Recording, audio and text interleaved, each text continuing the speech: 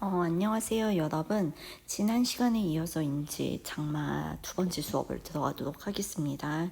이제 보게 되면 우리가 지난 시간에 이제 구덩이가 등장하는 부분까지 이제 확인을 하고 이제 마무리가 되었죠. 그래서 그 부분과 관련해서 이제 구덩이는 사실 우리나라 전통적인 그 샤머니즘에 의하면 죽은 사람이 한이 맺혀서 죽었을 때 이제 구덩이가 되어서 나타난다라는 속신이 있기 때문에 이제 가족 모두 할머니를 비롯해서 이제 삼촌이 죽었구나라는 걸 알게 되고 죽은 삼촌이 이제 구덩이가 되어서 나타났다라는 걸 알게 되는 거죠. 그래서 이제 친할머니는 쓰러지게 되는 거고 외할머니가 이제 배웅을 하게 되는 겁니다. 이어서 보게 되면 외할머니가 내 손에서 작대기를 빼앗아 버렸다. 자, 말은 없어도 외할머니의 부릅뜬 눈이 나한테 엄한 꾸지람을 던지고 있었다. 그러니까 외할머니 역시 뭐예요? 구덩이가 누구다? 삼촌이다 라고 생각을 하고 있는 거죠. 난데없는 구덩이의 출현으로 말미암아 우리 집은 삽시에 엉망진창이 되어버렸다. 그러니까 그 짧은 순간에 이제 집안에 이제 소동이 난 거죠. 그래서 어쨌든 간에 이 소설의 가장 결정적인 사건이 바로 구덩이가 출현을 하는 거고 이걸로 말미암아서 이제 할머니들 간의 갈등이 해소가 될 수 있는 거죠.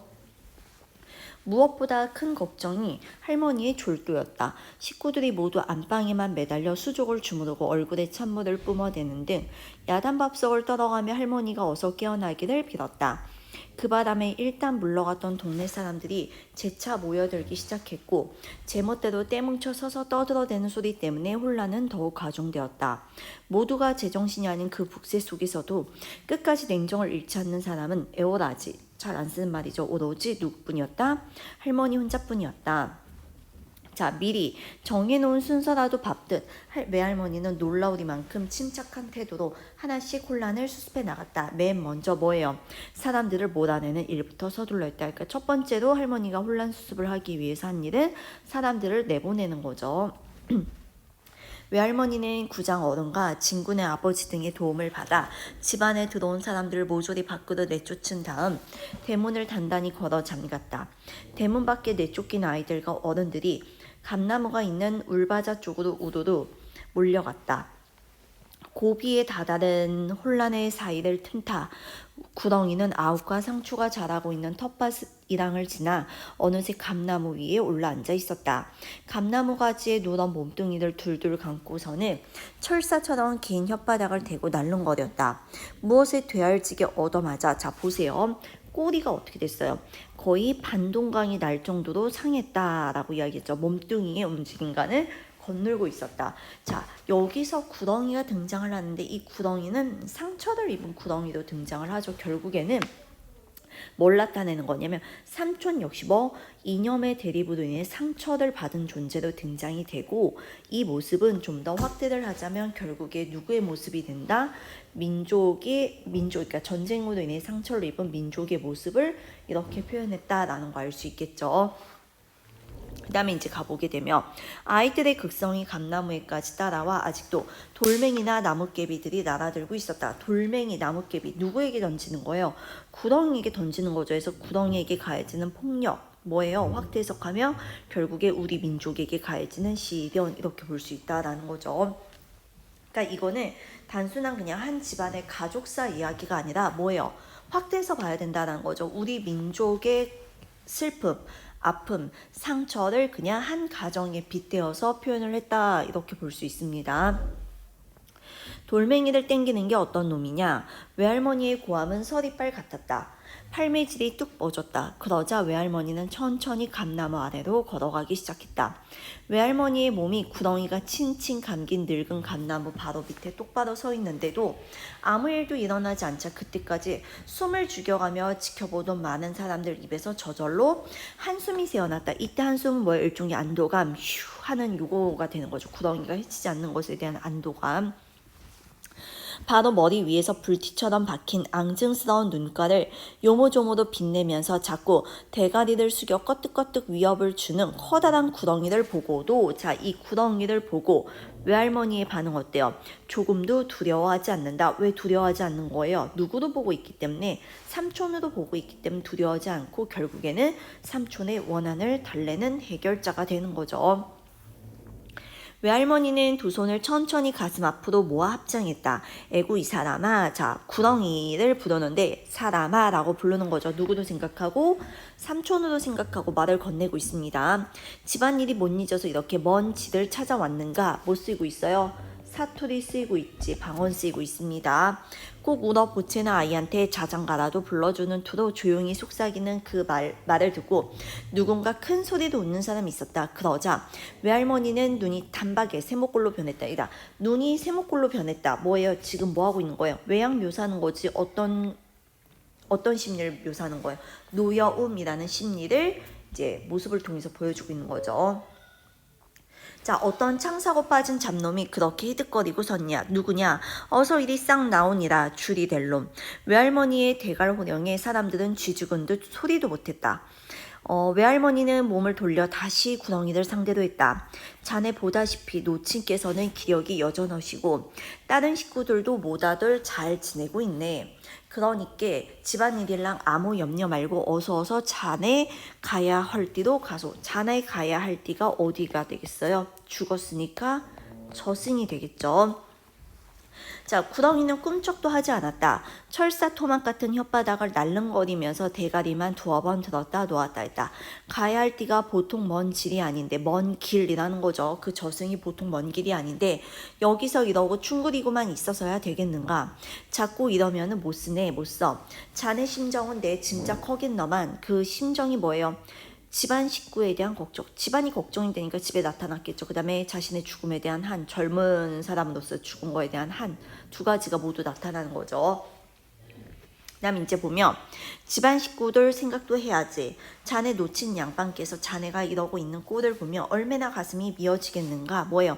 할머니를 걱정해서 이제 이렇게 말을 하는 거고, 이런 것들이 바로 이제 갈등 해소의 계기가 되는 것이라고 볼 수 있겠죠. 자, 그 다음 보면 외할머니는 꼭 산 사람을 대하듯 위를 올려다보며 조용조용히 말을 건네고 있었다. 이거 뭐예요? 죽은 삼촌의 원한을 풀어주기 위해서 이렇게 하고 있는 거죠. 하지만 아무리 간곡한 말씨로 거듭 타일러 봐도 구렁이는 좀처럼 움직일 기척을 안 보였다. 이때 울바자 너머에서 어떤 아낙네가 뱀을 쫓는 묘방을 일러주었다. 그 방법이 뭐예요? 그 여자가 뭐라고 이야기를 하냐면 머리카락을 태워 냄새를 피우면 된다고 소리쳤다. 이게 일종의 뭐냐면 무속신앙, 샤머니즘이죠. 그러니까 거기에 근거한 일종의 주술적 행위 이렇게 볼 수 있는데, 그러니까 여기에 기반이 되는 사상도 무속신앙, 샤머니즘이 되는 거고, 어떤 그런 민족의 화합을 이제 상처를 극복하는 방법도 결국에는 우리 민족의 전통인 샤머니즘의 방법을 통해서 극복을 하는 거죠. 외할머니의 지시에 따라 나는 할머니의 머리카락을 얻으러 안방으로 달려왔다. 할머니는 거의 시체나 다름이 없는 뻣뻣한 자세로 자리에 누워 있었다. 뭐예요? 거의 시체나 다름이 없었다라는 거는 할머니가 이제 죽을 것이다라는 걸 예고하는 걸로도 볼 수 있죠.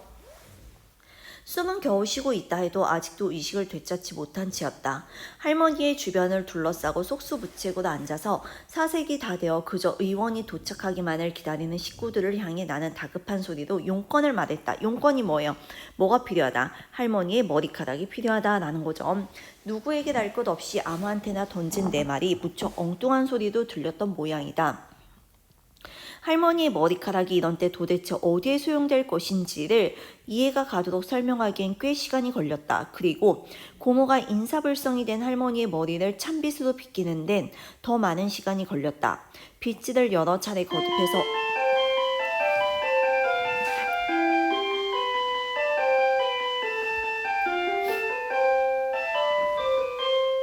자, 해서 보면 빗질을 여러 차례 거듭해서 얻어진 한 줌의 흰 머리카락이 내 손에 쥐어졌다.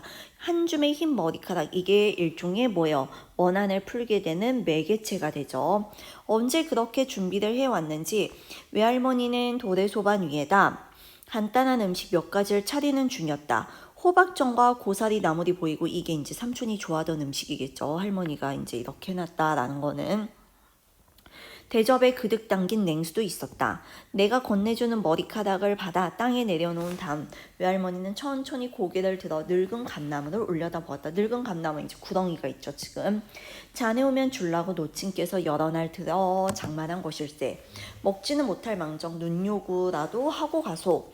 다 자네 놓친 정성 아닌가. 내가 자네를 쫓으려고 이러는 건 아니네. 그것만도 자네는 알아야 되네. 냄새죠. 나더라도 너무 섭섭할 생각 말고 집안일이랑 아무 걱정 말고 먼 걸음 부대에 편안히 가소 하면서 이제 죽은 삼촌의 영혼을 이렇게 할머니가 위로를 하는 거죠. 이야기를 다 마치고 외할머니는 불씨가 담긴 그릇을 헤집었다. 이제 머리카락을 태우기 위해서죠. 그 위에 할머니의 흰 머리가 올려놓자 지글지글 끓는 소리를 내면서 타오르기 시작했다. 단백질을 태우는 누린내가 멀리까지 진동했다. 그러자 눈앞에서 벌어지는 그야말로 희한한 광경에 놀라 사람들은 저마다 탄성을 올렸다. 외할머니가 아무리 타일러도 그때까지 움쩍도 하지 않고 그토록 오랜 시간을 버티던 그것이 서서히 움직이기 시작한 것이다. 그것이 뭐예요? 구덩이지에서 구덩이가 이제 드디어 뭐예요? 한을 풀고 이제 가는 거죠. 결국에는 혈육의 정, 가족의 정이죠. 토속적인 신앙, 이걸 통해서 어떤 민족의 원한을 풀 수 있다라는 거를 상징적으로 제시를 하는 겁니다. 감나무 가지를 칭칭 감았던 몽둥이가 스르르 풀리면서 구덩이는 땅바닥으로 툭 떨어졌다. 떨어진 자리에서 잠시 머뭇거린 다음 구덩이는 꿈틀꿈틀 기어 외할머니 앞으로 다가왔다. 외할머니가 한쪽으로 비켜서면서 길을 터주었다. 이리저리 움직이는 대로 뒤를 따라가며 외할머니는 연신 소리를 질렀다. 새마기에서 참새떼를 쫓을 때처럼 서이서이 하고 소리를 지르면서 손뼉까지 쳤다니까 할머니가 지금 뭐예요? 삼촌에 가는 길을 배웅하고 있는 거죠. 누런 비늘 가죽을 번들번들 뒤틀면서 그것은 소리 없이 땅바닥을 기었다. 안방에 있던 식구들도 마루로 몰려나와 마당 한복판을 가로질러 오는 기다란 그것을 모두 질린 표정으로 내려다보고 있었다. 꼬리를 잔뜩 사려 가랑이 사이에 감춘 머리란 놈이 강아지였죠. 그래도 꼴값은 하느라고 마루 밑에서 다 죽어가는 소리로 지저대고 있었다. 몸뚱이의 움직임과는 여전히 따로 노는 꼬리 부분을 따로 노는 꼬리 왜 그래요? 상처였었지, 그치? 그래서 우리 역사의 상처와 아픔을 상징하는 것 이렇게 볼 수 있다라고 이야기했죠. 자, 왼쪽으로 삐딱하게 흔들거리면서 그것은 방향을 바꾸어 헛간과 부엌 사이 공지를 천천히 지나갔다. 서이서이 외할머니의 쉰 목청을 뒤로 받으며 그것은 우물 곁을 거쳐 넓은 뒤란을 어느덧 완전히 통과했다. 다음은 숲이 우거진 대밭이었다. 고맙네 이 사람. 자, 고맙다. 왜 고맙다라고 이야기하는 거예요. 한을 풀고 이제 갈 길을 가는 것에 대한 이제 고마움 내지는 안도감이죠. 집안일은 죄다 성님한테 맡기고 자네 혼자 몸뚱이나 집알 성혀서 먼 걸음 편안히 가소. 뒷일은 아무 염려 말고 그저 편안히 가소. 정말 고맙네 이 사람아. 장마철에 무성이 돋아난 죽순과 대나무 사이로 모습을 완전히 감추기까지 외할머니는 우물 곁에 서서 마지막 당부의 말로 구덩이를 배웅하고 있었다. 해서 이제 여기까지가 바로 이 소설의 절정에 해당하는 부분입니다. 뭐 여러분들 내용 보면 어때요? 이게 실화를 바탕으로 만든 거거든요. 그러니까 참 그 인형과 뭐 이제 이데올로기가 뭐기에 이렇게 한 가정에게 뭐 씻을 수 없는 상처를 남기고 수많은 젊은이들의 목숨을 앗아갔나라는 것에 대해서 참 오늘날에 이제 한번 생각해 볼 문제가 되는 거죠, 사실은. 그래서 오늘 수업은 여기까지 보고 다음 시간에는 이제 소설 남은 부분 내용 마무리하고 학습 활동까지 마저 다 보도록 하겠습니다. 자, 수고 많았습니다.